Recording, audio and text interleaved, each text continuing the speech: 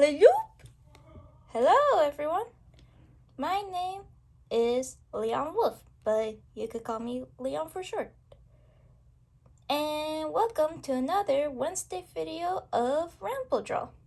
Today's video is going to be a little bit different because I decided I'm going to show you how I do the poses. Some of them I am able to do them without needing a reference, and then others, well, actually most of the time I do need a reference and trace them. Yes, I will be honest, most of my drawings, I should say, do have some trace the things. But before you all come at me with pitchforks, there's a difference of how I do it, and you're gonna see in this video here today. And to let you all know, there's gonna be a lot of upcoming videos. I have planned something special. So if you wanna see me doing some writing behind scenes for my book, if you wanna see me do some painting and other art stuff, you want to see me do Minecraft, solving ARGs, or just doing whatever, because honestly, I'm just gonna put so much random content here and just post them. So if you all want to see that, please subscribe to the channel. It will help me and mostly help you not miss anything that comes out new. Anyway, let's get to the video, so sit back, relax, and let's do this.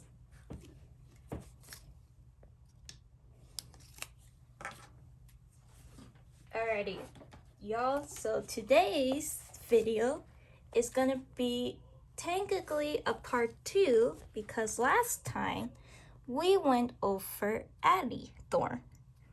She is one of the characters that I have drawn. She's associated with bears and such, and this is the page I have made for her.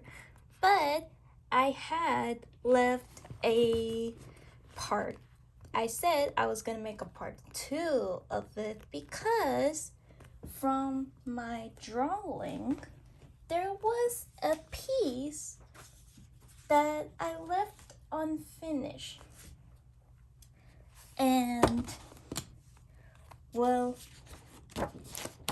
there was a reason for that. Let me just find the page. Oh, too far back.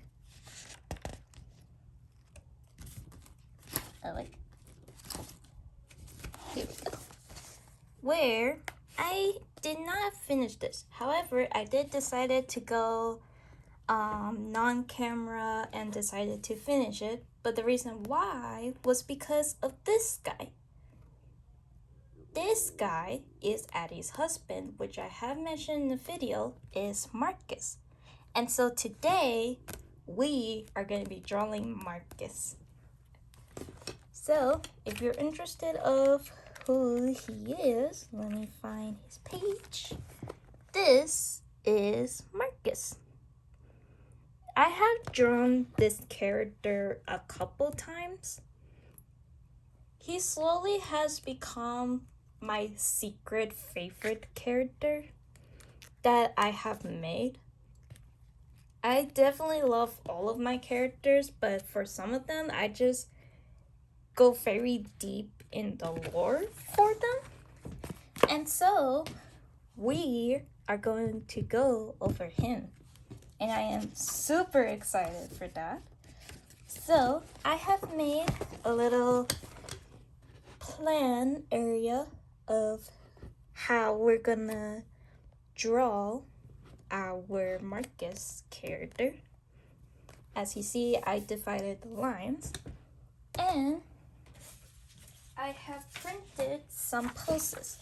So here is the main one. He's gonna go around here. I really like this, especially because of how he would be like leaning against a wall. So there's this one. we're gonna have him like this, but it's only gonna be half, so he's probably gonna go down here. And then the other one is this one. So we are gonna be tracing all of these. There are two ways to do it. One of the ways that I'm gonna show today is by using this special light up machine. So where the button is, I turn it on and it lights up. And so then I can go behind my page, and if I place one of the tracers, he will be translucent behind the path. Pretty cool, right? And I especially love it doing it more this way is because I can continue on doing modifications while doing the tracing. So like for example, if I wanted to change his body type, I could just make it smaller. So like for example, if I did this, but you still get the same idea and concept. I'm gonna light it up a little bit here. It might seem dark to you guys, so apologies for that. But this is how we're gonna do it. So, as I said, the character we are drawing today is Marcus. So, if none of you have watched the last video, please check that out. Marcus is one of the characters of mine that is associated with Addie. He is her husband. From how many times I mentioned that. But yeah, he is her husband, and they have a very interesting relationship. So the way that they have met each other is actually by the laboratory / asylum. I know it's very common to hear that, especially when we talk about or when you think about gacha videos, where it's like you notice a lot of the characters are probably experiments. That's basically what inspired these guys of mine to exist.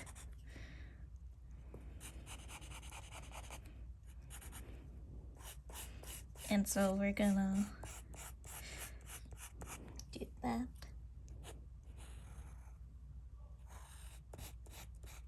And I'm gonna leave a link to all of these poses in the description if you guys also want to see where they at.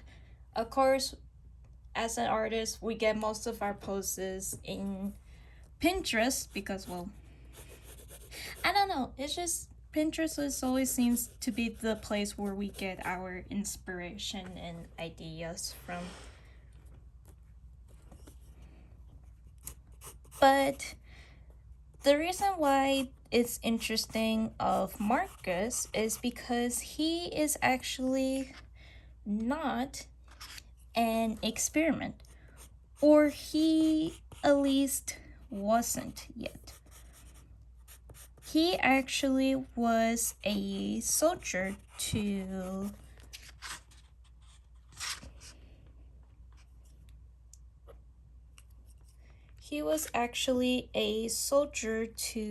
the laboratory, actually. So at first, Addie and Marcus were actually enemies. You know, they didn't really see eye to eye to each other about things. Oh, sorry, didn't notice. They were actually enemies to each other. But slowly they started to see or to understand each other's point of view.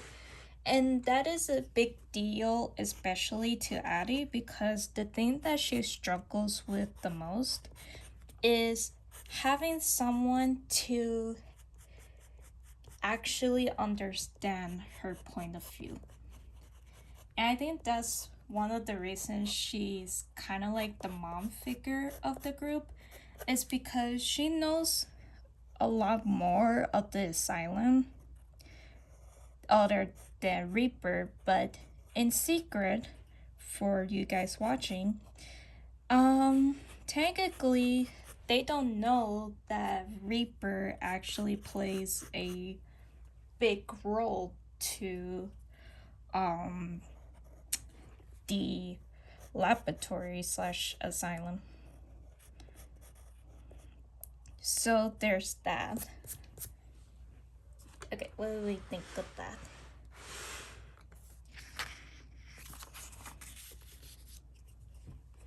And then we're just gonna probably start trying to create an idea here. So, yeah, they don't really know that Reaper is, so Addie has been the one that has done more of telling the others information of the place, giving them ideas of who they can trust, who they can't trust, and it's just started becoming her role as the mom figure to try protect everyone, because she really does care, but she still has the trauma of like actually sharing the opinions or her thoughts about what happened and how she became an experiment. But she still wants to protect the people she loves. So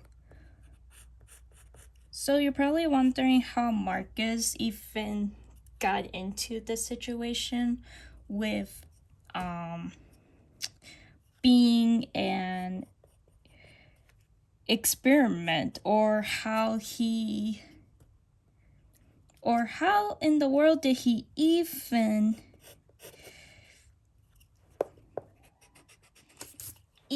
get here. So before he even was a soldier to the group, he was to the laboratory, he was a military soldier. I believe I have wrote he worked it in the army. And basically he worked it there for a couple of years until one day he was told that he had to go to a different area to be trained and all. And that's basically where we got shifted to him working as a soldier for Tony.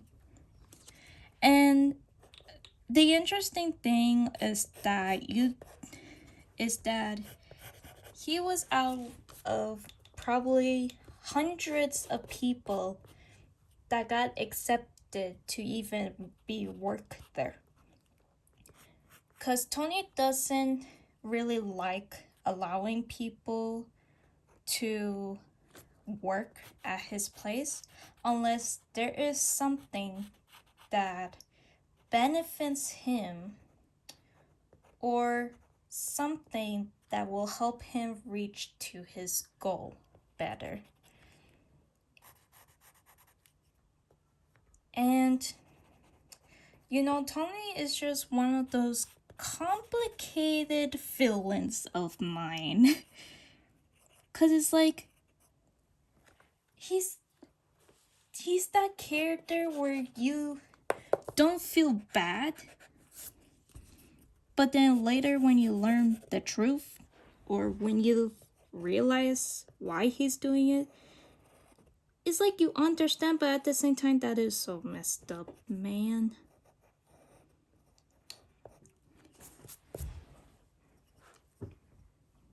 Also, yeah, no matter what, even tracing, I will never get good at fingers.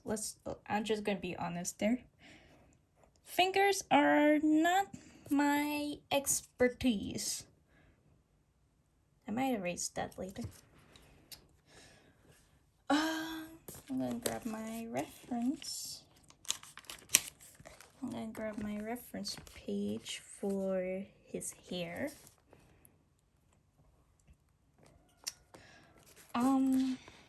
But yeah, so he's a pretty. So then you may be wondering, how did he and Addie started becoming friends to the point they started falling in love? Well, basically what happened was Marcus had saw Addie struggling trying to take care of the group, because honestly she was the only one that was actually trying to prevent any of the other members except Reaper. Of course, it was too late for Reaper at that point to help him a lot, to make sure that they weren't gonna have to go on missions that were difficult. So he went to her, decided she needed to talk. At first, she was wondering if he was going to hurt her and such, so they had this pretty big fight where he also saw like her turning into her experiment form, which to Addie's surprise, when Marcus saw, he was both shocked but yet mesmerized. And so the other soldiers with the scientists had to take Addie away. And then this was the start of Marcus of basically opening his eyes and realizing, wait a second, something's not right here. Which is always so funny when a character does that, when it's like you, the reader or the audience, are very aware of why this situation is just so effing messed up, basically. So basically, later Marcus goes to check on Addie, and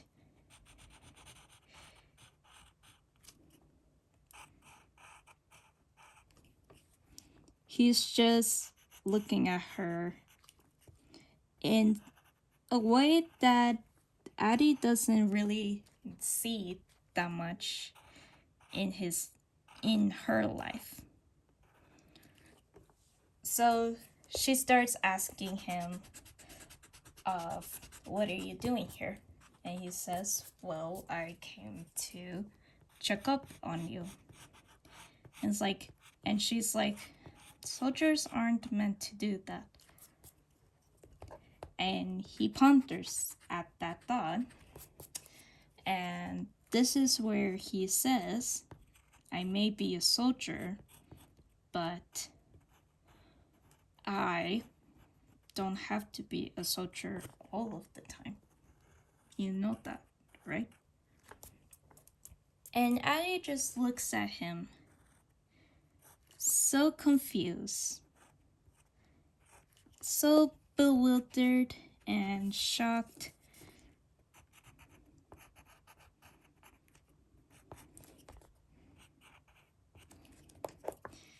And I made the ice a little too down. And she's just looking at him like, what? He smirks at her while he's trying to process what is probably going in her mind. And then he says, so,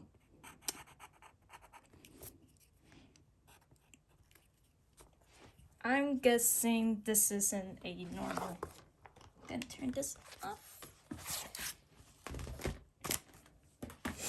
I'm guessing this isn't a normal situation for you. And Addie keeps looking at him of like, what normal situation? Getting flirted, he responds. And Addie just starts blushing. And it's like, you should really get back to your job before I claw your back again.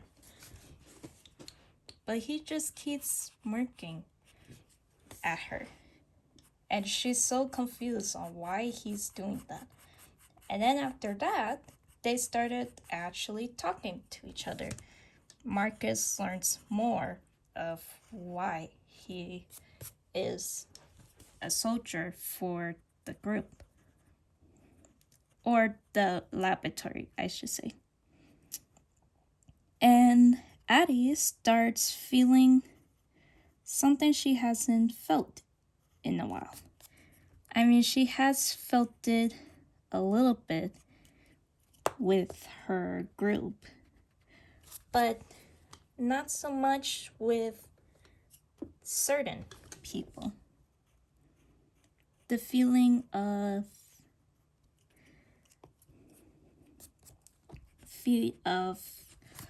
being loved and noticed.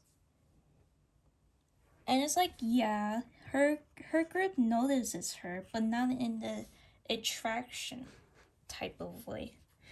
The way that Marcus looks at her makes her feel her heart beating and such, you know, all the lovey-dovey stuff.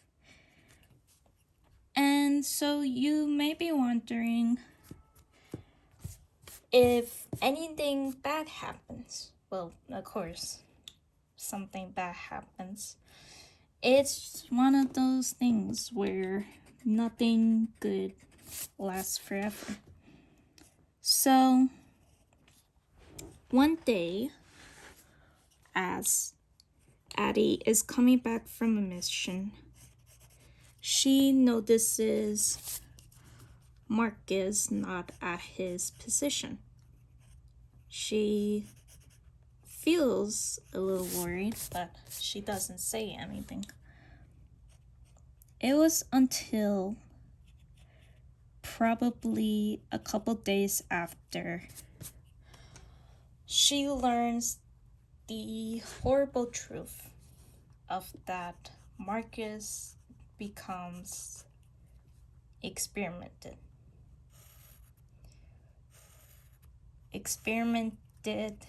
very badly, where parts of, I will say right here where I'm gonna show you, parts of right here, his arm, right around there, is not normal.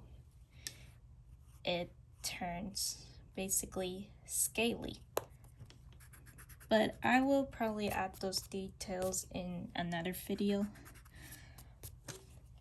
And she just feels horrible about what happened. Like, it's very hard to find love, especially when you're in an experiment, because from Tony, one of the rules is that you are not supposed to feel anything. Why? because he doesn't want them to feel human. He wants them to feel like monsters. Monsters that don't deserve to feel love and that will obey his every little command and focus on his mission, not on their lives. He wants them to forget they're human, and unfortunately, that's what happens to Marcus, where he was a man, but then turned into an experiment who couldn't find his way back. He couldn't find his humanity. But in the end, it does get better. He is healing and trying to understand that Tony does not control him. I mean, all of them are trying to remember that feeling that they are not his experiments. They are human. But it can be hard when you are manipulated and just being told throughout your whole life that you were meant for this and this only. And when you're finally free, you just wonder, what are you supposed to do now? And basically, that is the journey with Marcus. That's what he and Addie go through. So even though they get married and such, they are happy, they have a son, it took a long time to get there for Marcus, and he even has nightmares, I should say, where he feels like he is going to return to the monster Tony has turned him into. And he's not the only character that experienced that. Reaper experiences that too.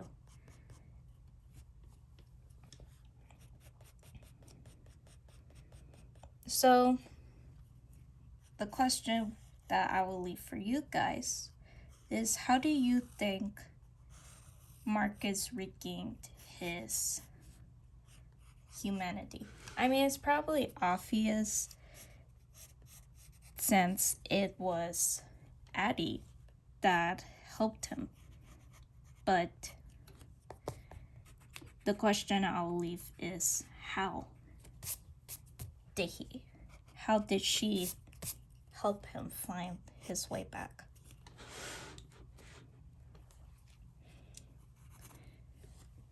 But yeah, sorry that this was long. It's the first time I try to do something like this. But here is our character, Marcus. I think he turned out pretty well. There's still some details we have to go over. And I think for the next video, we will do a part 3. Technically part 2, but a part 3 of continuing with Marcus, and I will talk a little bit more of basically how the laboratory and the asylum works, and we'll talk a little bit more of Tony, how relationship works there, the status quo, because Marcus is one of the few characters sorry for my voice. He's one of the few characters that actually has a status role that changes, and I think that'll be a fun video to go over. Anyway, thank you so much for joining with me. I hope you enjoyed this video, and I will see you on the weekend and probably next Wednesday or Thursday for our next one. Anyway, see you all again soon. Bye!